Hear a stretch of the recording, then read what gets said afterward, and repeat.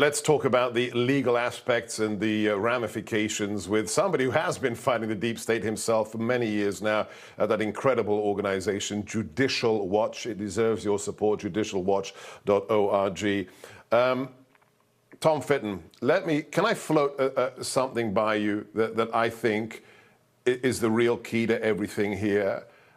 I want to know if you agree. I've been quoting him for the last 48 hours. He's a good friend of mine. He served in the Obama White House for the Secret Service, and you know him. He's Dan Bongino. Sure. And he says, what's happening right now, and it's no coincidence that the FBI document about the $5 million for Biden when he was vice president was released to the committee, the Oversight Committee, today, that this indictment is dropped today as well. It's not a coincidence. Here's Dan's theory, and I'm convinced of it. We have proof, the FBI has proof that they've been trying to hide, that Joe Biden took $5 million to change U.S. policy when he was the vice president. You know as well as I do, the vice president has no powers, meaningfully. He can break a he can be a tie-breaking vote in the Senate, and he can, go to state funerals when the president doesn't want to go. As a result, Joe Biden couldn't have changed any policy when he was vice president. The only person who could have is Obama, and they have to protect Obama. Do you think that could be the explanation for why they are so desperate to destroy President Trump?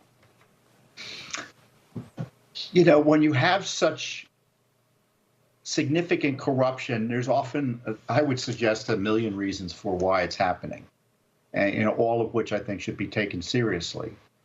Certainly, this is a continuation of attack after attack on Trump.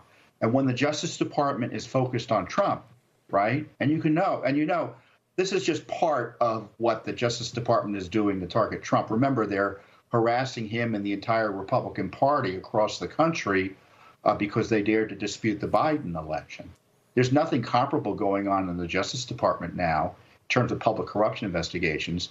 So this is all the Justice Department has been doing for practical purposes for the last several years when it came to investigating and dealing with political corruption. So you freeze the Justice Department from doing anything else, whether it be investigating the Obama-era abuses of Trump, St. Hillary of the grand jury, or obviously Joe Biden himself. So I think there is merit to that argument. But, the other arguments are that it's just brazen election interference. One way to win an election is by jailing your political opponent or making it clear he's going to go to jail. And that's going on not only here in Washington, D.C. It's kind of like, that smoke from the Canadian fires. It's, the haze of political abuse against Trump goes from Atlanta, Fulton County, Georgia, through Washington, D.C., up to New York. And this is part of a piece of Democratic operatives in positions of power, in prosecutorial positions of power, that are abusing their powers entrusted to them by the American people and citizens in Georgia and New York to target their political enemies. I tell you, if the Justice Department is now nothing more than, and the FBI, political enforcers, whose job it is to jail the president's political opponents, that's how a republic ends. That's the difference between us and, frankly, the rest of the world. And, it's not to say there hasn't been politicized prosecutions by the Justice Department before, but none to compare with the targeting and the abuse of President Trump. And let me be clear, I'm sure we'll get the details on the indictment, and there'll be all this fake outrage and dubious details about alleged crimes. There's nothing here.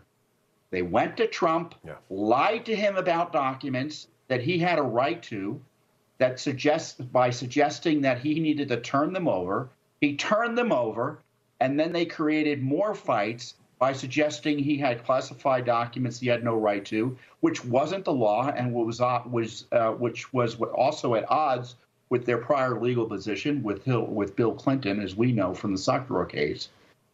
Even the FBI reportedly thought there was nothing there, but political operatives in the Justice Department got their way, raided Trump's home for no good reason, and the abuse continues. And they and they brought in this hired gun, Jack Smith, who I knew because Judicial Watch had uncovered his involvement in the Lois Lerner IRS scandal. He was trying to get the Justice Department to prosecute all the folks that Lois Lerner was abusing in the Tea Party scandal. So they wanted the jail folks involved in opposing Obama. And that was what Jack Smith was doing as head of the Public Integrity section of the Justice Department.